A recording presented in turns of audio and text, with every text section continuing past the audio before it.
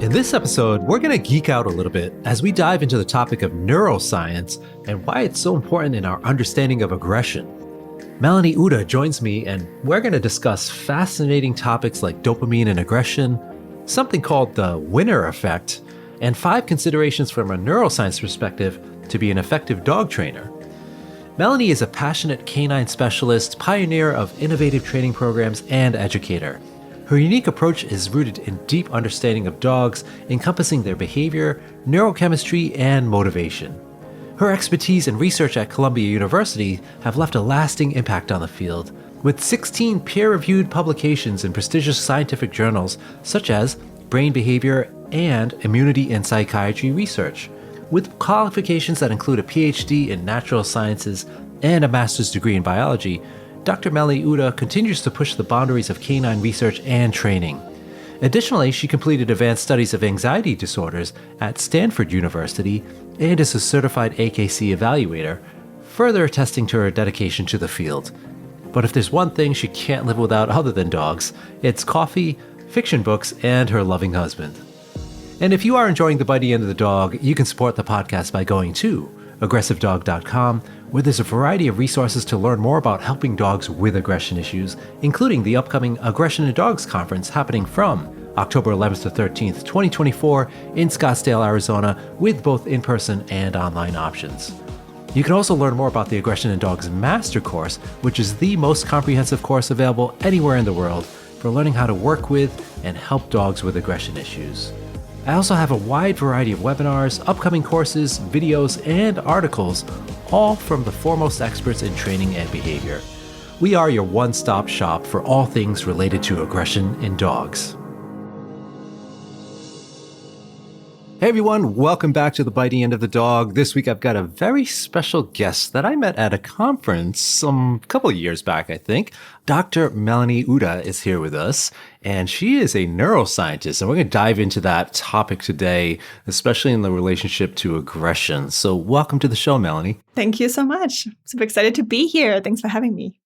Thank you. And one of the things we actually chatted about at that conference was sort of bringing the worlds of training and science together and why that needs to be done much more. And, we see it sometimes, but there can be a sort of a translational wall that comes between us sometimes where we're trying to extrapolate information from the sciences. But one of your goals is to really make it accessible and understandable to folks like me that may not be academics or know how to necessarily read papers at the volume that you do. So talk a little bit more about what got you into that and your background for us.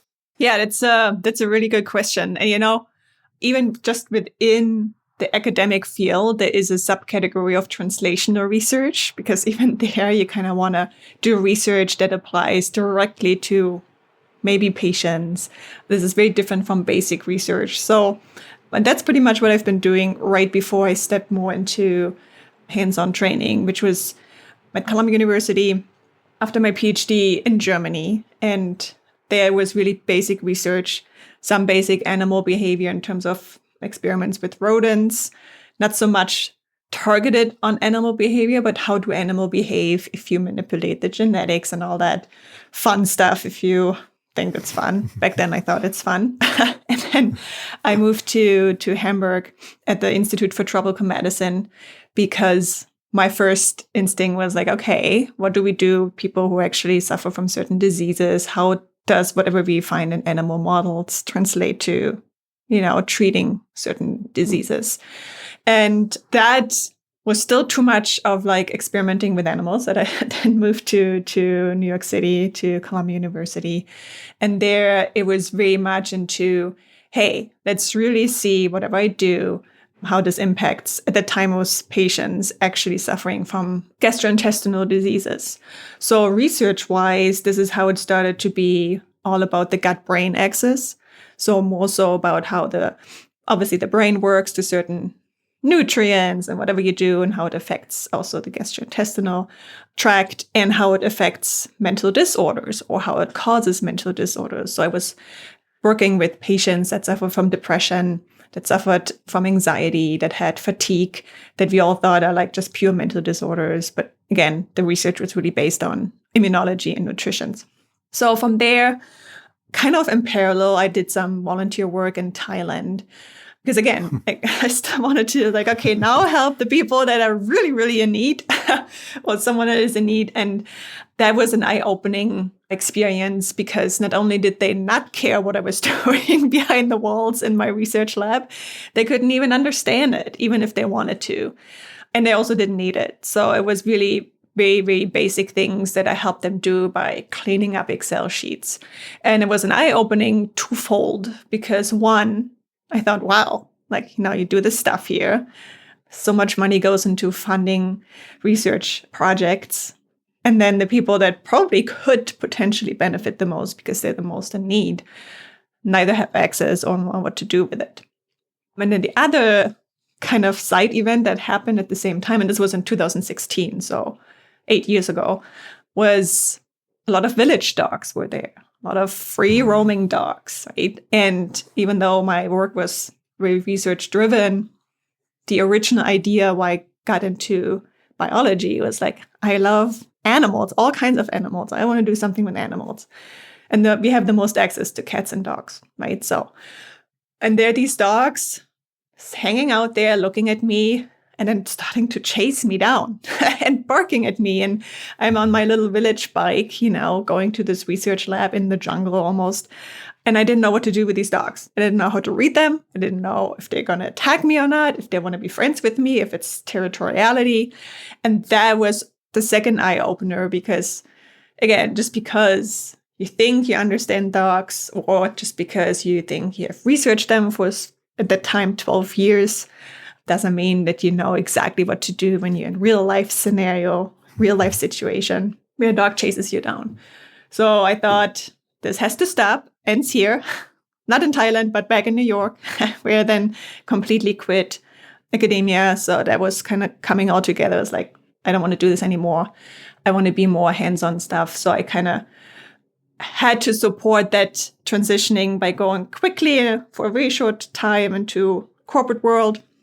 And while I was setting up my dog training, canine education kind of business.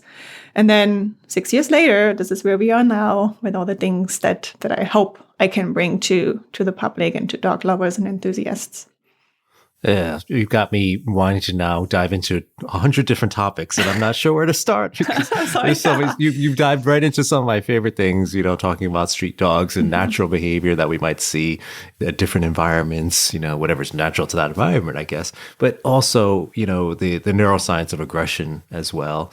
This is a shout out to your website because there's so many great articles and blog posts from you that do exactly what you're trying to do is, really extrapolate the science and make it easy for folks like me to understand. So definitely appreciate that. So check out Melanie's website. I'll leave a link to that in the show notes as usual. All right. So let's kind of start with the easier stuff in a sense of the neurotransmitters and aggression, just so we get a baseline on this conversation, because I have other questions I want to ask. But dopamine, right? That's the most common, I'll let you take it away from there. What's happening when a dog displays aggression towards something and makes it go away, kind of the process there? Oh, yeah. So that, this is where it starts, where I want to go super complicated, but probably not necessarily the best way of approaching it. Because for me, when I hear aggression, my brain really jumps to aggression that is wanted. So I'm kind of what is proactive aggression? A dog that kind of wants to go out and has a goal in mind, right? What can this aggression, this aggressive behavior get me? And that part is whenever something is very goal-oriented in that sense to achieving something, being motivated to behave that way, totally linked to dopamine. But when achieving something means getting away from the threat. So pure threatening behaviors because you want to increase the distance, you want this other dog to turn the corner or this intruder to go away. There, it's almost like a relief from that threat, and that is the rewarding aspect of it, right? So whenever something, say this experience is actually painful because it is driven, the dog gets super startled by another dog that is lunging, and the dog is young, has never experienced that, doesn't know if it's safe. All the fear, all the stress, all the threatening processes are being activated. Now the dog is like, whoa, I can't have that. I'm going to either hide or I'm going to threaten back. And then as soon as this situation is over, it is kind of like a relieving moment. And that relieving moment is obviously the reinforcing part of it, because the brain tries to get back to homeostasis. And how you get back to homeostasis when something was really bad is, well, you kind of bring out a little bit more feel-good hormones, endorphins, maybe dopamine. I don't think there is anything that particularly measures that in dogs, or has been measured that in dogs in those kind of moments, because it would be really, really difficult to say that was the original motivation for that behavior. But again, dopamine and endorphins and kind of thing kind of play a role in achieving something, motivated behavior, goal-oriented behavior. And you had touched upon, the difference between proactive versus reactive. So let's maybe use an example, a dog that is, and you talk about this in one of your posts as well, it's like where a dog is kind of doing it more, I don't want to use the word sport, but it's, versus like you were just mentioned, like the young dog experiencing something very fearful for the first time, versus let's say a dog that is making other dogs go away from its territory, its property. And it does that constantly, sort of like on a daily basis. And so you might argue that there's different mechanisms happening there, so tell me more about that. Yeah, so one of the very interesting research that has been a focus point of a lot of different fields and studies is actually rewarding aspects of aggressive behavior. And that often is in the context of proactive behavior, proactive aggression. Basically, dogs seeking out this kind of conflict and enjoying it as they're doing it. And you can basically say, again, the motivation here, how much is a dog willing to work to be put in a situation where this conflict can happen? So we now know that there is a very, very particular brain area that has very specific neurons that trigger the aggressive behavior, or at least are involved in triggering the aggressive behavior. And the interesting part is, yes, they're also connected to the amygdala. I'm not talking about the amygdala, it's the hypothalamus.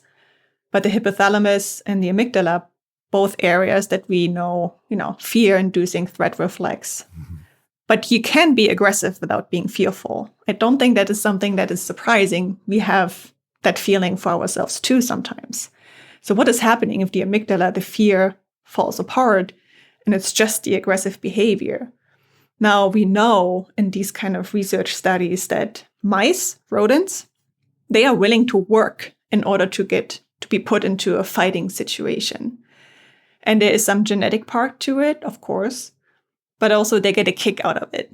And they get a kick out of it, especially if they win, and especially if the other mouse is a little bit more submissive. So now, again, how does this translate to dog aggression, right?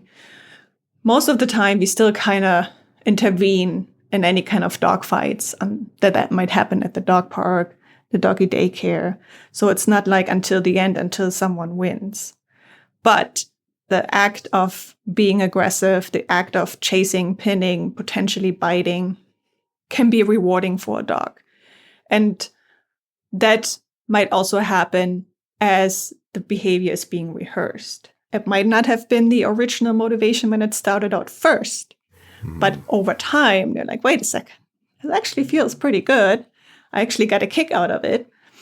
And that also leads to reinforcement, as in, I'm going on a walk because I want to lunge and bark at the dog, not because I'm scared anymore, but now I'm really making it a sport, like you said. And that's because it can be rewarding in a sense.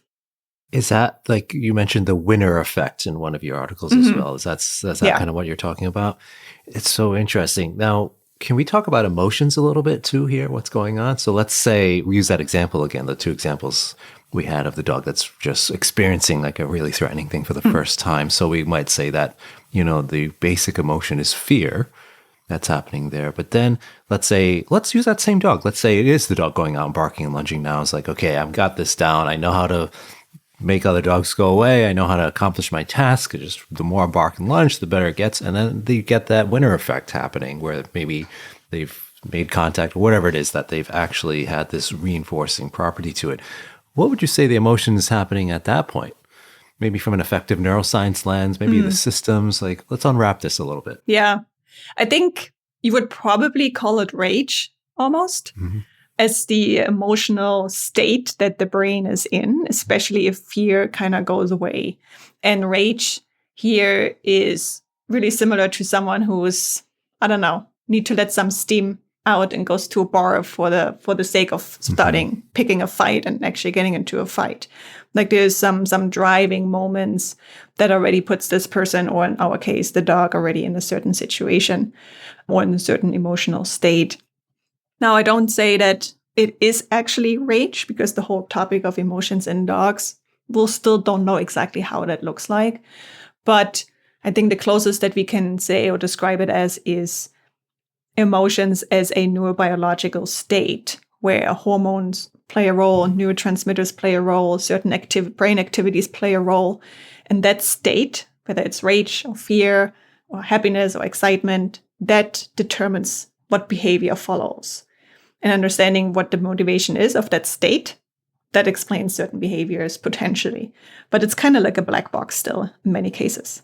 Yes. Yeah. So interesting, because I'm kind of thinking about so many other guests that I've interviewed on the show and similar lines of thinking about different sciences, which is, it's so interesting, but it all kind of starts to tie together when we're talking about it. And I also want to ask about when these things are happening in that sequence. So the changes in the neurotransmitters during a particular sequence. I'll give you an example. Let's say it is that dog that's now going out on the streets and is looking to scare the dogs away, in a sense, there's an anticipation of that. Let's say there's a dog, he's coming down the street, but it hasn't gone to the barking and lunging yet. Can you talk a little bit about what's happening from, I guess, an anticipatory standpoint, or, the neurochemicals that are starting to happen, and then also after the event, what happens? Yeah, that's probably one of the biggest problems we have with dogs that tend to react super quickly with a super short fuse.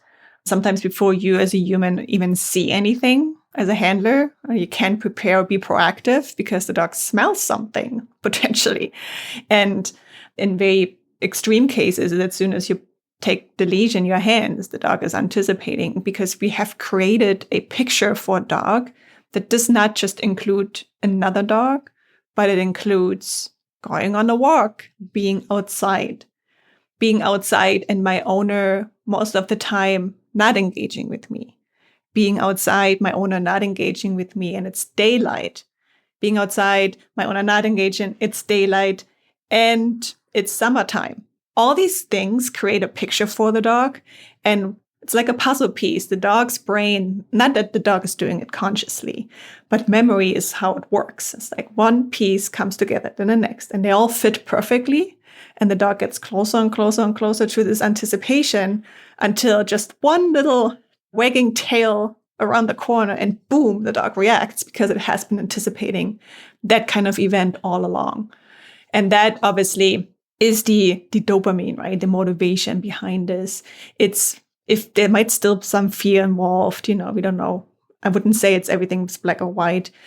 Cortisol stress, right? Doesn't have to be bad, but activation, adrenaline is up. So all of these kind of just going down the wrong path. And when we then just start working on directivity with another dog and ignore all these other little pieces, we're going to have a very, very hard time, because the behavior seems to be so persistent and consistent, because we need to account for the context in which it happens to. And so it's safe to say the dopamine hit is kind of happening even before the event. And so, because logically we think, okay, yeah, the dog got relief from the trigger. And then we're like, okay, now the dopamine happens. But you're saying it's happening before it even starts, before even the behavior really kicks in to what we can observe as humans. Yes, it's happening, I wouldn't say way before, but the anticipation is having the biggest boost.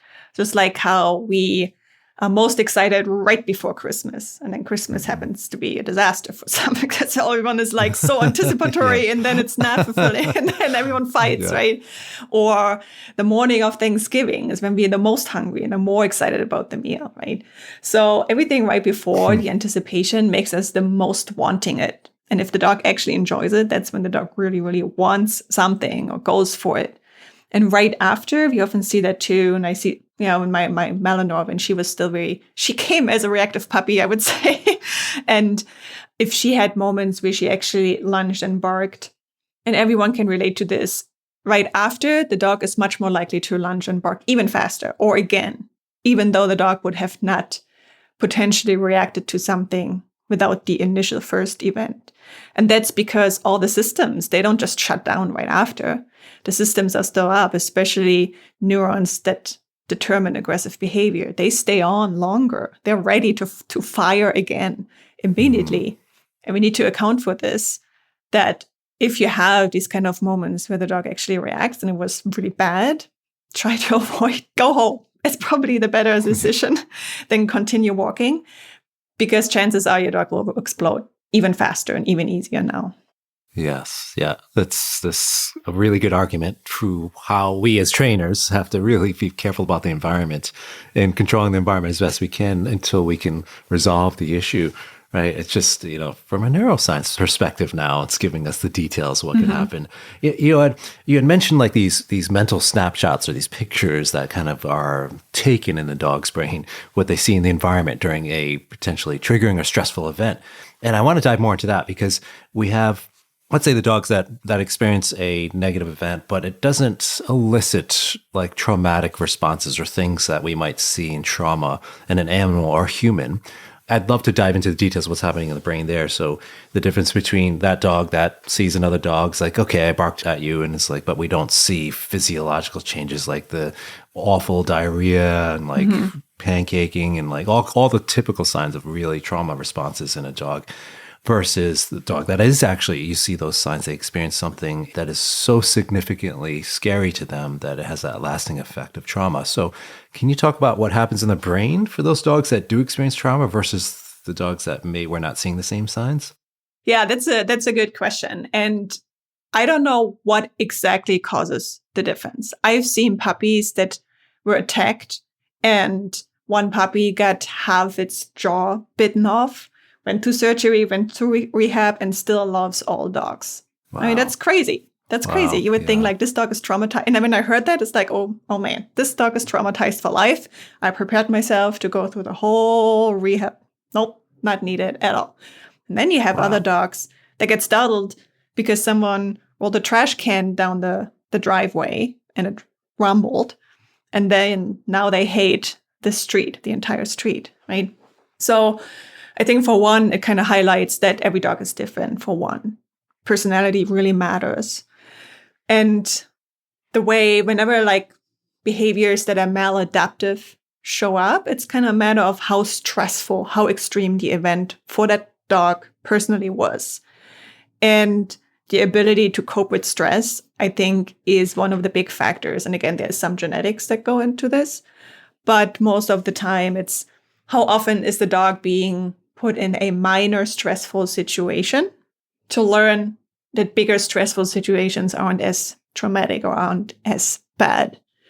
It's more like a scale, right? There's still some memory learning happening, even if the dog doesn't show extreme physiological responses to some stressful events. This dog still might have not had a good time, right? And memorized it, but it doesn't cause this kind of trauma effect that we see in other dogs that become now maladaptive in situations where there isn't necessarily a threatening situation. And I think that's a matter of coping with stress. Interesting. And so stress resiliency is something we often talk about. It's kind of a hot topic in the dog training world and building stress resiliency, but like nobody really has a concrete way of doing that. Like there's no blueprint that says, okay, you do this and this and you expose your dog to that and it's going to build their resiliency. So I'd love to kind of get your thoughts on that because you'd also, in one of your articles talk about the cost of constant pleasure. And is that kind of related to stress resiliency or the ability to kind of cope with frustration, for instance, for not getting reinforcers? So let's dive into that a little bit. Yeah. I think it's a super fascinating topic because it just highlights how much the brain thrives to create balance. In whatever shape or form anything happens, it's always about balance because balance is what keeps you alive the longest. You can't be out of whack in any kind of scenario. And that includes positive and negative experiences too. Now, in a relatable way, how the brain creates balance is, yes, dogs love food. Most dogs are food motivated. I know there's some that are not, but they enjoy eating their treats. So it's a wonderful and powerful way to train a dog, to motivate a dog to do certain things, right? That has literally revolutionized our dog training world because the power of food is very obvious. But we all run at some point into this problem of, well, this food is not as valuable to my dog anymore. I have to level up my value for my food. Now let's think about why that is, because the brain is like, this is a little too much of this goody. Got to bring down the value a little bit. We balance that out. And what happens is the value decreases because there's a little bit of an aversion to it that decreases the value of that particular food. Let's say kibbles, right? The dog is like, I don't care about kibbles anymore, because the brain is like, this is too much of this. We need to balance out our dopamine spikes. We can't just get excited every single time we see a kibble. There's so many other things we need to get excited about. We can't waste our dopamine too much. So it's like, okay, let's put some aversion into it, some pain pathways, some like, I don't want this anymore. That's like the smaller version of, how we balance that out. But it can also get to the point where the dog expects reinforcement every single time. Now there's so much balancing out to do for the dog's brain that everything is then at some point not as pleasurable anymore. But we have totally put the dog's balance homeostasis in the wrong direction. And now the dog has such a desire to be reinforced. Nothing is as reinforcing anymore. The dog gets anxious to find the next kick. It's almost like an addiction in that sense, seeking out the next kind of really good experience. And then it makes it very fragile. And that also includes how you cope with stress, because the good experiences are not as good anymore. And the painful, stressful experiences are even more stressful. And that you see when the dog hasn't learned to necessarily cope with stress in the way that is not just, here's some treats or here's some reward, but also you're going to be fine. Let's work through the stress together as a team, even though I don't give you food constantly. I love this, where this conversation is going, because I think some of the listeners are going to be like, what would you do? So the dog trainer side of Melanie. So we've got the neuroscientist side, but the dog trainer side of you, if somebody's like, okay, I want to do that. I want to make sure my dog, I've got a puppy. I'm getting them out in the world. I'm doing this whole socialization thing that everybody talks about, but I also want to help my puppy learn resiliency to things in life without necessarily purposely like inflicting pain or any kind of super stressful moments, right? Most of us aren't going to be like, yeah, I'm going to do these bad things to my puppy in the name of building stress resiliency, but sort of the stress inoculation or getting your puppy out there. What are some things you might recommend? I mean, it's obviously not standard for every dog, but what would you suggest? Yeah, I think this is where nuances matter. And I think this is where good trainers come out as amazing trainers. If they see not just, I hear stress and my dog has to learn to go through stress, so I'm just going to put my dog into a stressful situation. That's it. Everything still happens in the context of training. And you are still the one who is in control or has to be in control of the situation. And it's still teamwork. You have to be able to communicate with your dog. Then you can set up situations where the dog learns to go through stress. So for maybe I give like an example of my personal dog.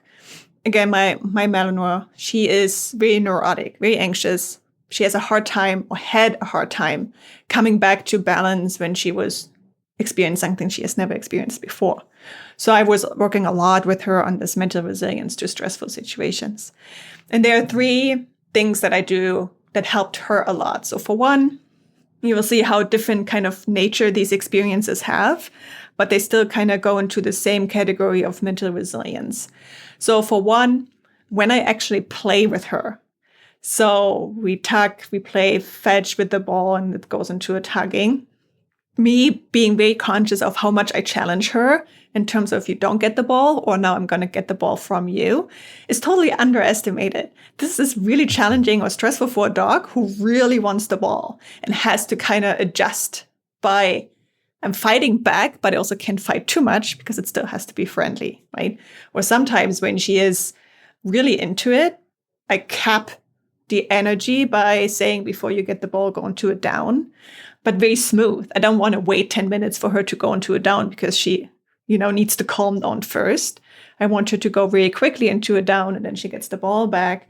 It's like brain jujitsu. It's like hyperactive going to a down, hyperactive going to a down, fighting back, In 2 minutes, 5 minutes in, she's completely exhausted from it.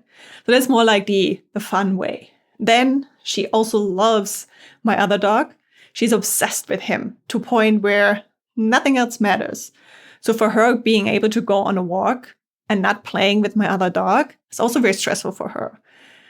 I don't demand strict, super perfect heel work with my dogs. I don't think any pet dog really, really needs that. I think they need to understand how to not pull on the leash crazily, but they don't have to have this perfect, right by my knees kind of thing. Or at least my dogs don't. But she still, has to walk with me. And sometimes my other dog is in front of me, sometimes behind me, and she still kind of has to engage with me and still have fun with me. So that's very stressful for her too. And I set that up very consciously. And then the third thing is, and that's really in the context of touch desensitization and handling, because obviously there will be some vet visits. There had been some vet visits. Anything related to muscle training, holding still, being touched. Even though she doesn't want to, she has to work through my holding her, through my grip for 1 second longer. When I realize she gets to her limit, just 1 second longer, holding still before I release her, that has created so much mental resilience in her being able to not freak out and start pacing. Because for her, the first response is pace, pace, pace, pace, pace. I'm stressed. So for her to be able to hold still, even though everything inside her says move, that has helped her too. So cueing in holding still, me kind of lifting her tail, touching her paws, all these things. And then she starts wiggling a little bit. It's like, I don't want no anymore, and it's just 1 second, 2 seconds longer. And then I release her, has helped her a lot too. So, and that's different for every dog, right? Some dogs don't care about these things. So finding things that they don't like, that you have control over, and then work up to it incrementally, little by little, will really, really change the mental resilience. So that was a long answer. No, I love it because you cover what's so important in all of these relationships is the trust aspect, your dog learning to trust you and working as a team through these stressful moments where they can trust you that you're going to guide them through the process. I think it's such an important aspect of it because, let's face it, we have new pet guardians that are confused. Oh, what does that mean? Socialization, what is stress inoculation? It can be all these interesting terms that aren't concrete, but the nuances. But if you learn that trust there and the dog trusts you, that's really the most foundational aspect of it when we think about it, right? Yeah. So we're going to take a quick break to hear a word from our sponsors. And when we come back, I would love to talk about the element of pain in positive reinforcement. Hey friends, it's me again, and I hope you are enjoying this episode. Don't forget to join me for the 5th annual Aggression in Dogs Conference, either in person or online, from Scottsdale, Arizona, from October 11th to 13th, 2024. This year's lineup includes many incredible speakers, including Dr. Clive Wynn, Dr. Jessica Heckman, Emma Parsons, Sarah Colnice, Lori Lawless, Carmeletta Ofterheide, Jess Feliciano, Dr. Amy Cook, and many more. Head on over to aggressivedog.com and click on the conference tab to learn more about the exciting agenda on everything from advanced concepts in dog body language to working with aggression in shelter environments to genetic influences on behavior. Dr. Amy Cook will be bringing her entertaining and energetic personality to the grand reception and cocktail party, which, by the way, will be live streamed as well as in person. And as usual, you'll find a wonderful, kind, caring, and supportive community at the conference, both in person and online. I also want to take a moment to thank one of our wonderful sponsors this year, Pets for Vets. Did you know that approximately 1 million shelter animals are euthanized in the U.S. every year? At the same time, many of our country's veterans are experiencing post-traumatic stress disorder, traumatic brain injury, anxiety, and/or depression. Pets for Vets founder and executive director Clarissa Black created a solution for these problems by rescuing and training animals for veterans. Pets for Vets has a unique program model that customizes each match between a veteran and a shelter animal to create what is known as a super bond. Each animal is selected and trained specifically for each veteran based on the nuanced relationship between animal behavior and human personality to ensure a successful, reciprocal, and enriched relationship. Pets for Vets has a positive reinforcement mentality at its core for animals, veterans, and trainers. In addition to helping veterans and rescue animals, Clarissa has created a generous opportunity for positive reinforcement trainers to join our organization.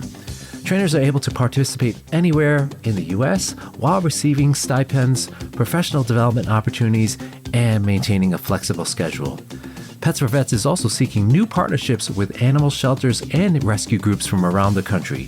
For more information, please visit petsforvets.com. All right, we're back here with Dr. Melanie Uhde, and we've been talking about all things neuroscience and aggression. And one of the things I want to jump into now is you mentioned there's this element of pain when it comes to positive reinforcement, or maybe I'm not phrasing it quite correctly, but that's an interesting talking point, I think. So let's dive into that. What do you mean when you say that? Yeah, so again, there is no black and white in how the brain works. And when we process reinforcement, let's just take the example of food. It could be really anything that is reinforcing or rewarding. When we talk about rewards, the brain makes sure that, again, it doesn't go too far where the dog would get addicted. And we do see dogs that get addicted to fetch, right? Chasing a ball, these kind of things when it gets too far. So the brain is very smart in that way. And it's like, okay, dopamine goes up, the anticipation, we love our reinforcement, but some pain pathways are being activated almost at the same time. And why do we know that? We know that because that pain pathway ultimately, and it's a little more complex than that, but ultimately makes dopamine also come back to the baseline, or supports dopamine being back to the baseline. So the dog is available for the next kind of reward. And there have been some very interesting studies. It wasn't with dogs, it was with monkeys, where reward is being given and dopamine is being measured. Spike right before the treat is being given, and then goes back to baseline. Spike back to baseline. And then they stopped giving the reward. The anticipation was still there, but then the dopamine tanked even more. Because now dopamine wasn't there to kind of like, okay, I'm ingesting, I'm feeling good. Now it's more like the pain pathways that took over. And because of the discrepancy of the spike and how much it dropped without actually giving the reward, is the pain pathway saying, well, that was not good. Like, what just happened, right? So we kind of need both to understand what is the expectation, what is reality, and pain pleasure helps us, helps dogs do that.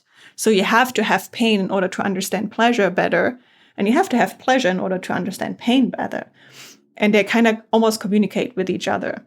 And if something is too much, one or the other, then it becomes a problem. It's so interesting because when you say the word pain, we're talking about the pathways and not, we're not inflicting physical pain to the dog, but the same pathways are happening. And it's really important to look at it from that angle, from the neuroscience lens when we're talking about that. And, there's some other things that might cause pain, I guess you would say, like social rejection, emotional distress. Can you talk more about that as well? And even I think you also mentioned like something like you can see a reduction in that if a person's on Tylenol, for instance, because it's meant to address pain, because it's working on those receptors. So tell us more.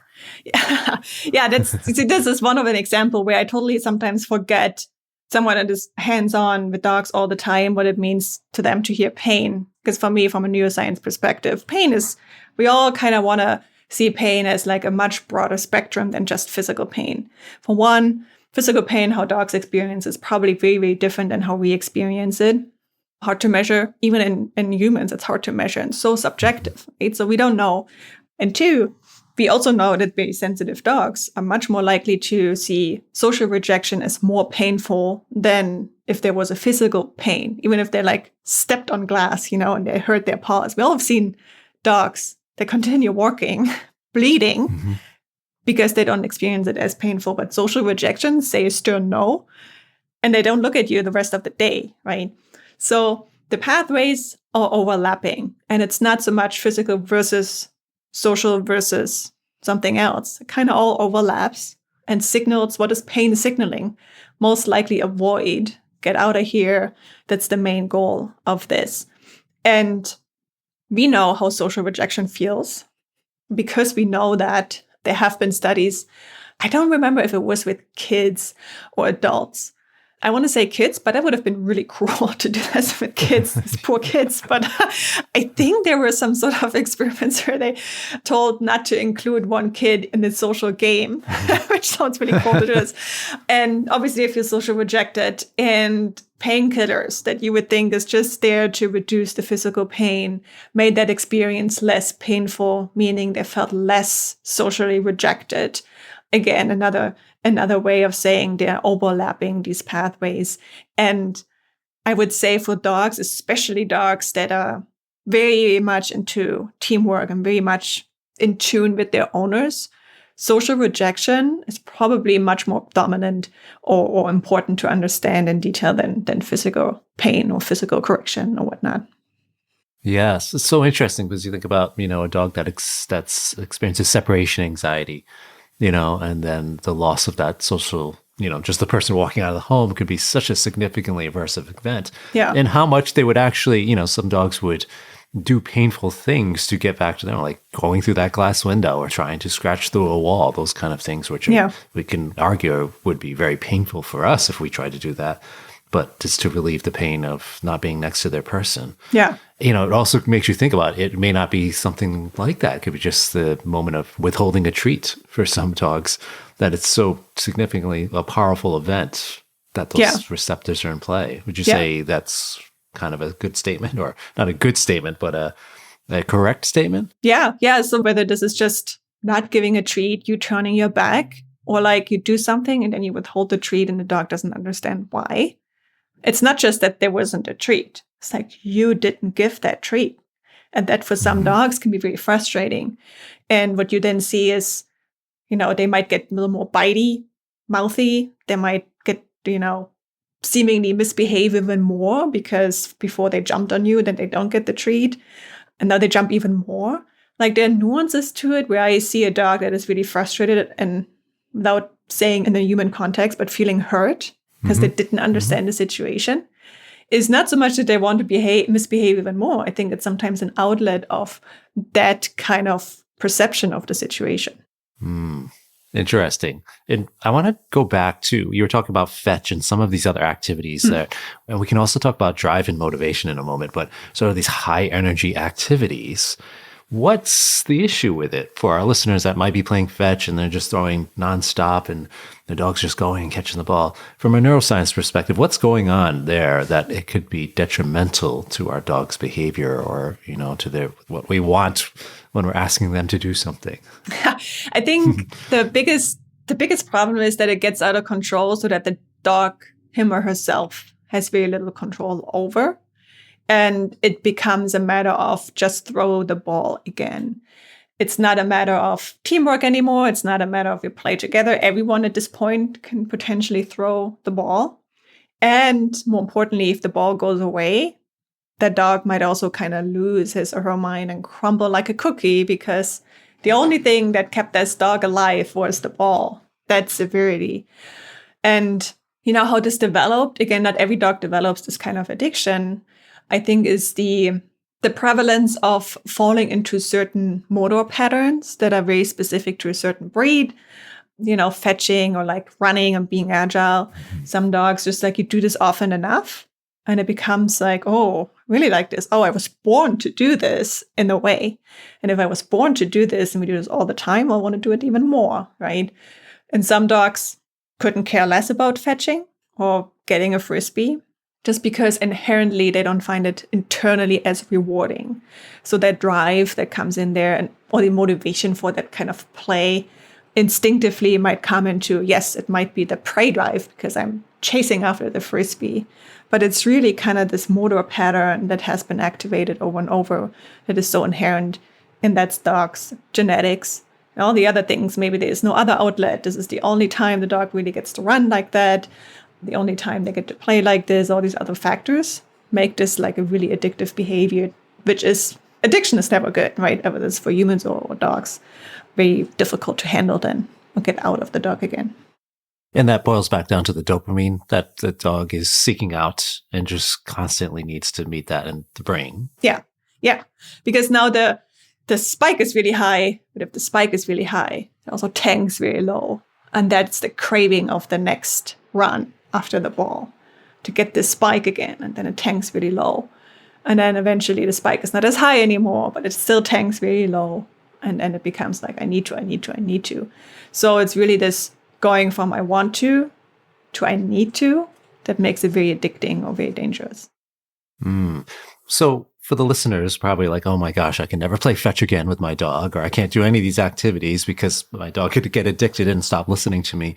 What are some things you put in place? Because, let's say you have a Malinois, let's say it's Tug, for instance, and we all know Malinies like to grab things and hold them with their mouth. So what are some things you put into practice? Let's say you do want to play fetch, but you want to put controls on it. You want to control things like the arousal, the frustration, all those problems, air quotes here, that can come into the mix.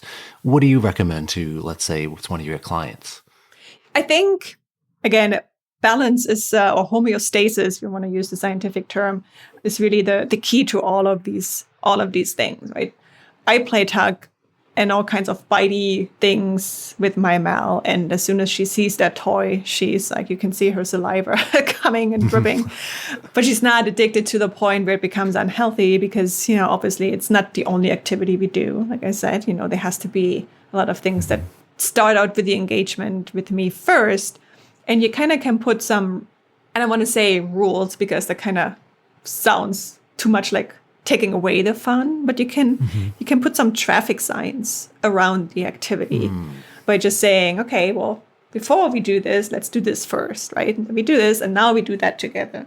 And if you don't want to go through like some food games with me first, or some other games that doesn't involve the frisbee, maybe it's not the time for you to play frisbee right now. And you try again 5 minutes later, right? So it's just kind of creating different pictures of what it means for the dog to play frisbee. It's not about the frisbee. It's about you and I do something together. And maybe we interrupt it and do some other fun stuff in between. I also would say if your dog really likes this kind of activity, to do that in different environments, different times, not just in the yard, because then the yard becomes, again, the kind of anticipation of, I'm only playing frisbee in the yard. So whenever you go in the yard, you have this demand barking for the frisbee because the dog is put in that situation. And keep that unpredictable for the dog. That's really it. Kind of, stay away from, oh, my dog loves it so much, so I need to give it more and more and more and more, to my dog loves it so much, how can I link it to other things? That kind of brings my dog back to work with me. That makes sense. And I love the actual traffic sign analogy because you kind of think about, you give your teenager a sports car, there's got to be some rules in place. Right. It's a lot of fun. It could be a lot of fun. But yeah, traffic signs, that's a great analogy. That's a good one to use. Now, we talk a lot about drive, in these terms, drive and like motivation in the dog training world, but they can mean so many different things depending on who you're talking to, and so I think I would love to hear your definition of drive or motivation from a neuroscience perspective. So I think, it's a good question. I haven't thought about this too much before, because I think for me, coming from what's happening in the brain, it just comes again back down to what is reinforcing, what is the dog seeking, what is the goal here. And drive, I think we often put this into like hunger drive, right? We don't really necessarily associate this with motivation, but there's this hunger drive, I must eat. And the motivation then comes in play and saying, I'm motivated to go hunting, even though I might not be successful.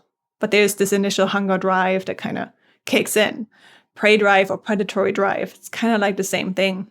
And the motivation really is kind of the movement associated with this. Motivation equals behavior equals movement. So it makes the dog do something to achieve something in the future.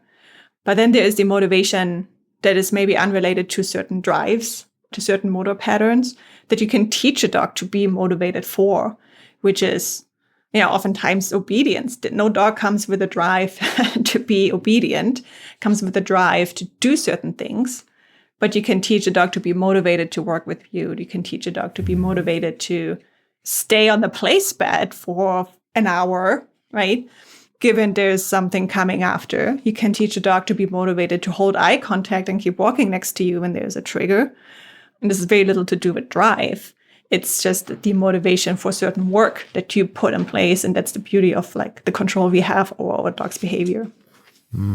Well put. I like that. It kind of makes things easier for me to understand from that perspective as well. Because again, we were talking earlier on in the show about the need to be clear in our definitions, especially when we're talking from the different sciences. And one thing the dog training world does is we extrapolate information from many different sciences. And that's where it can get a little muddy because the terminology might be different depending on who you're talking to. So that's where some confusion comes in, because I've heard people say, oh, there's no such thing as drive. It's all stimulus control, or, so there's different angles, but I think that's because of the confusion in the terminology.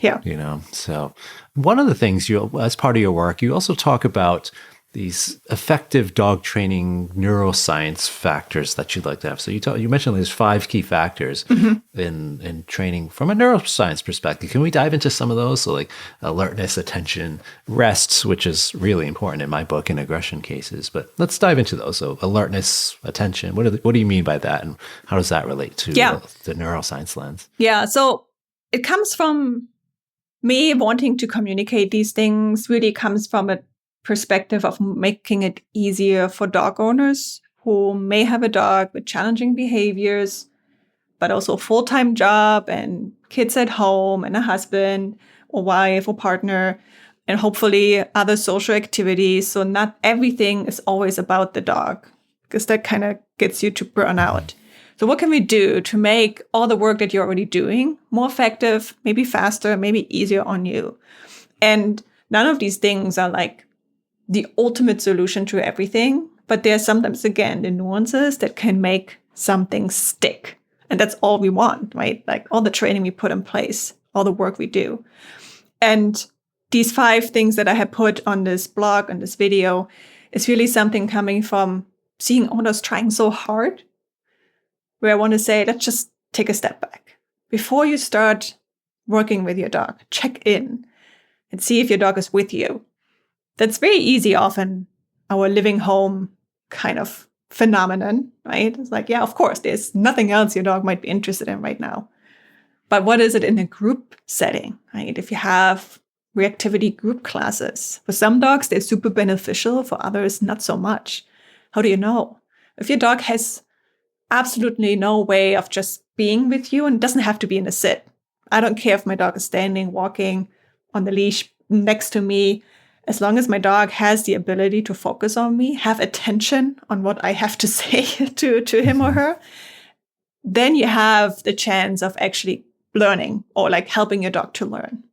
Now, the problem with like putting the dog in a sit or down, or the problem with the living room kind of training setups, we don't want to put our dogs in such a calm state and push down all the activation that might be happening in more stressful situations, because we do need activation to learn. So these 2 requirements is focus and activation. Adrenaline and acetylcholine. There's some other things too. But I kind of think of it like when your dog is sleepy, it's a dark room. And when your dog is activated, you turn on the light in the dark room. That's activation. But now you also need to put a spotlight on one thing that you want to work on, which is you, because you're the one who gives cues. That's the focus. So turning on the light and putting a spotlight on one thing, that's what you need. And if your dog is sleepy, if your dog is too scatterbrained, looking allwhere, barely glancing at you, you're just not in a state of mind where your dog can learn. So all you do either takes much, much longer or won't go anywhere. So then reset out of the situation. Try again next day.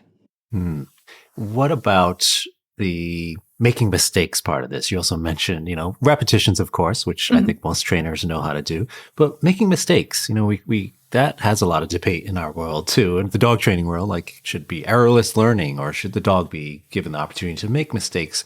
Because you talk about something, the reward contingency gap. So tell us more about that. So this is often in relation to, let's say you wanted to teach certain obedience commands. The jump is a good example, but maybe something more day-to-day basis, like sit down, or, well, sit down is very easy, but really anything where the dog has to move too. So some movement is involved in it to behave a certain way. Retrieving, all these things, not chewing on a dumbbell, whatever it is. The brain's most powerful ability is to learn from mistakes without having to be conscious about what the mistake was. So what does it mean? If you set up repetitions, dog jumps, I'm taking the example of jumps because it's so easy to understand. The dog jumps over the lowest bar, doesn't touch the bar, great, gets reinforced. Here's a treat. Jumps again, doesn't touch the bar, gets reinforced. 10 times, 20 times. You lift, you make it higher and higher and higher. Now the dog jumps and hits the bar and it falls. That's a mistake. You don't give a treat, right? So now the dog is like, wait a second. I thought when I jump, I get the treat. Now the dog didn't get a treat. You reset. You don't have to do anything. Obviously, you can't explain anyways why the dog didn't get reinforced, but you just reset and let the dog try again. But the brain is active now. Now the brain is like, what just happened? We must change something. There's something we don't know, but we'll change something and see what happens, kind of. Now the dog might subconsciously jump a little higher, push the legs a little more away instead of running against the bar. Something will change. And now the dog gets reinforced and the brain will be like, that was better. Let's do that again. And that kind of learning from mistake happens subconsciously, automatically, if there is an expectation of a reward that is being then violated, right? And that's beautiful. I think that is wonderful because it kind of speeds up the process and really lets the dog learn what is expected. Of course, there is the other way of making the bar higher in such super tiny small steps that the dog never makes it fall. That would be errorless learning in that sense of like not letting your dog make any errors. Will you get to the same result? Probably, maybe. I know if you're really good with this, you can. But I don't think the dog fully understands what it means, what is actually the task. Because now it's just jumping. But it's jumping and not touching it. And that's the beauty of like little mistakes. Now you can't make the error has to be communicated in the way that the dog still feels motivated, not wants to avoid it because now it's scared of making errors. We don't want that. It can't happen too late in the process because then the dog is, I don't care anymore. This is fun. I'm getting too often rewarded. It can't happen too early in the process because the dog has to have a set of rewards first. But if you time it just right, it's just one or two mistakes that the dog makes, you will get like really bulletproof behaviors. And these are the nuances we were talking about earlier too, because we can think about the dog that has very poor resiliency, right? So they make that mistake. They don't get their reinforcer, and that's significantly aversive or frustrating for them, where that can be a problem. And that's the nuances that we as trainers have to really, or the dog's guardian really just watching for and learning to adapt our training based on that. So interesting, tying all of this together. So I could go on for days talking to you. This has been really fascinating and interesting, but I want to give people the opportunity to hear more about what you're up to and where can they find you? Yeah, so I think everything is some way accessible, collected on my website. It's probably the easiest way to get access to my blog, to find the links to my YouTube channel and my social media accounts. I think whenever you put in Canine Decoded, I think it should get you wherever you need to get. CanineDecoded.com is my website. And on Instagram, it's Canine Decoded. On Facebook, it's Canine Decoded. It's Canine Decoded everywhere. It should come up there in one way or another. And then YouTube, also Canine Decoded, where I put out not as regular as I want to, because we all know YouTube and social media can be quite time consuming, but I have a lot more expert guests coming there too. And everything is translated into a blog post or whatever on my website. Wonderful. Melanie, thank you so much for coming on, and I hope to see you again in the future. Yeah, thank you. It was a pleasure being here. It's so great to see the topics of neuroscience and neurobiology becoming more mainstream in the dog training and behavior community. It's always been my goal to bring together the many scientific lenses of behavior, and I'm so fortunate to be able to do that in this podcast. And I couldn't do that without you and all of the other wonderful listeners who support this show by tuning in. So thank you for your support. And don't forget to head on over to aggressivedog.com for more information about helping dogs with aggression. From the Aggression in Dogs Master Course to webinars from world-renowned experts and even an annual conference, We have options for both pet pros and pet owners to learn more about aggression in dogs. We also have the Help for Dogs with Aggression bonus episodes that you can subscribe to. These are solo shows where I walk you through how to work with a variety of types of aggressions, such as resource guarding, dog-to-dog aggression, territorial aggression, fear-based aggression, and much, much more. You can find a link to subscribe in the show notes or by hitting the subscribe button if you're listening in on Apple Podcasts. Thanks for listening in, and as always, stay well, my friends.